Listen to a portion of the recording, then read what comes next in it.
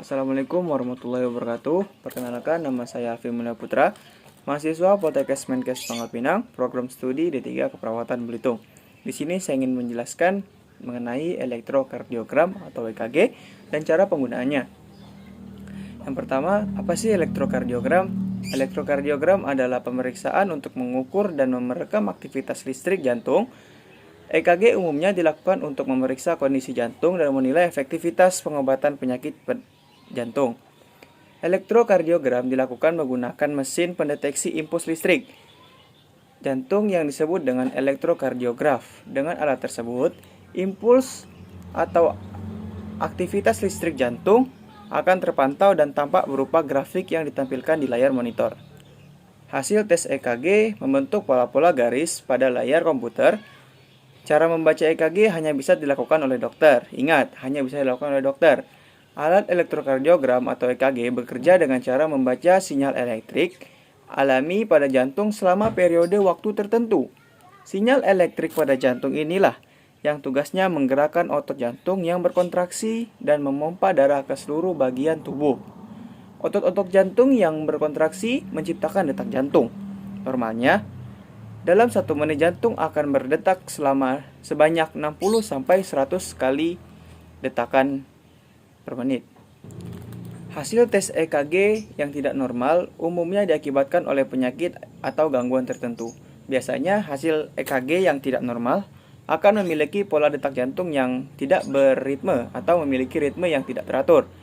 Saat jantung mengalami gangguan, gelombang-gelombang pada layar komputer akan membentuk pola yang tidak beraturan atau memiliki pola yang berbeda dari normalnya. Selanjutnya, saya akan menjelaskan mengenai persiapan yang harus dilakukan sebelum menjalani tes EKG.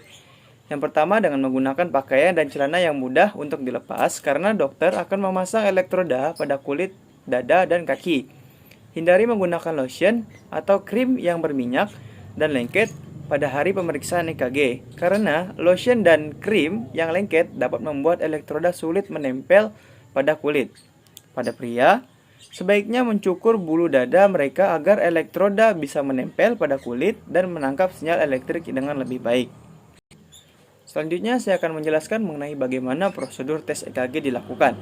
Yang pertama, prosedur pemeriksaan EKG akan dimulai dengan Anda berbaring di tempat tidur yang telah disediakan. Setelah itu, Anda akan ditempelkan 10 elektroda pada kulit di bagian lengan, dada, dan kaki. Melalui elektroda tersebutlah sinyal elektrik pada 12 bagian organ jantung Anda akan ditangkap dan ditampilkan pada layar komputer dalam bentuk pola-pola gelombang. Keseluruhan prosedur pemeriksaan EKG akan memakan waktu kurang lebih sekitar 10 menitan. Penampilan pola gelombang pada layar komputer hanya memakan waktu beberapa detik saja. Ketika pola gelombang sudah muncul di layar, barulah nanti dokter akan mengetahui cara membaca EKG dan akan menganalisis gangguan yang terjadi pada organ jantung pada pasien. Kadangkala dokter juga akan memeriksa kondisi jantung dengan EKG yang jenis lain, seperti monitor Holter, tes stres, dan sebagainya. Prosedur pemeriksaan EKG terdiri dari pemasangan elektroda di ekstremitas, elektroda prekordial, dan perekaman. Pemasangan elektroda di ekstremitas. Pemasangan elektroda pertama dalam elektroda di ekstremitas. Prinsip pemasangan adalah elektroda dipasangkan di distal dari bahu dan pinggang sehingga tidak harus tepat pada pergelangan tangan dan pergelangan kaki. Namun, pemasangan elektroda tepat pada pergelangan tangan dan kaki masih menjadi pilihan utama karena ditemukan perbedaan durasi dan voltase EKG apabila elektroda dipasangkan di tempat yang lain. Lokasi pada pemasangan elektroda ekstremitas. Jenis elektroda, warna elektroda, lokasi pemasangan. Untuk lengan kanan atau right arm, dan biasanya kode di EKG-nya itu dituliskan RA, merah proksimal itu berada di pergelangan tangan kanan, ya, pergelangan tangan kanan. Nah, terus di left arm atau biasa ditulis LA, nah itu warna kuning itu di pergelangan tangan kiri. Nah, selanjutnya ada di LL atau left leg. Itu warna hijau. Nah, itu dipasangkan di pergelangan kaki kiri. Nah, selanjutnya ada yang namanya right leg atau RL. Nah, itu berwarna hitam dan dipasangkan di kaki kanan. Selanjutnya saya ingin menjelaskan mengenai lokasi pemasangan elektroda perikordial. Nah, untuk yang warna merah itu di ICS keempat pada ujung sternum kanan. Di sini. Nah, untuk warna kuning itu berada di ICS keempat juga pada ujung sternum kiri. Nah, untuk yang warna hijau di antara V2 dan V4. Nah, untuk warna V4 coklat berada di ICS 5 pada linea midclavicula kiri.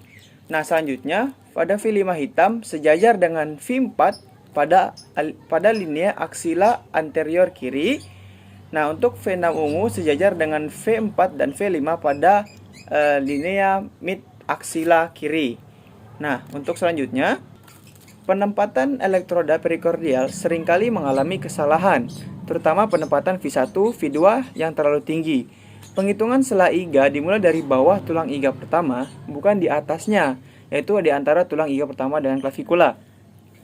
Penghitungan sela iga agar lebih mudah dapat dilakukan dengan menemukan dahulu angulus Ludovici, yaitu tonjolan pada pertemuan korpus dan manubrium sternum yang umumnya sejajar dengan tulang iga kedua.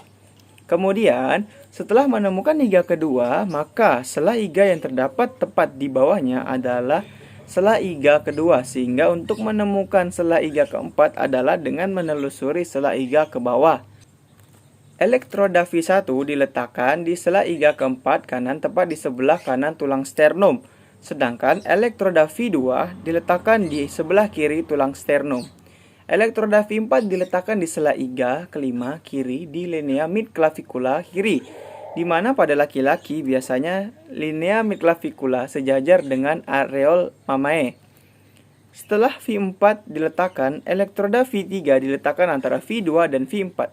Elektroda V5 dan V6 diletakkan sejajar dengan letak V4 dengan elektroda V5 di linea aksila anterior kiri dan V6 linea mid aksila kiri. Pada beberapa kondisi, seperti pasien dengan yang dicurigai mengalami infark miokard posterior, dilakukan EKG posterior yang dijelaskan di bagian kondisi khusus pada pemeriksaan EKG. Nah, jangan lupa pastikan pengaturan alat saat perekaman pada mode auto yang berjalan dengan kecepatan 25 mm per detik dan 10 mm per milivolt. Bila kompleks QRS dan EKG terlihat terlalu tinggi, maka dilakukan pengaturan voltase ulang. Pada saat perekaman, pasien harus dalam keadaan tenang dan tidak bergerak. Pasien tertentu tidak dapat tenang, misalnya penderita Parkinson yang mengalami tremor, maka pasien ini harus dikondisikan setenang mungkin. Pada hasil pemeriksaan harus dituliskan bahwa saat diperiksa pasien tremor atau kondisi lain yang menyebabkan pasien bergerak, hal-hal lain yang harus dicatat di hasil perekaman EKG termasuk identitas pasien, waktu pemeriksaan, kondisi pemeriksaan yang di luar standar, misalnya pasien dalam keadaan duduk, keluhan pasien selama pemeriksaan, misalnya nyeri dada. Bila ditemukan pada hasil perekaman kondisi irama irreguler, maka tambahkan perekaman lead 2 minimal selama 10 detik. Tujuannya untuk sebagai penambahan ini adalah untuk dapat menghitung frekuensi denyut pada jantung.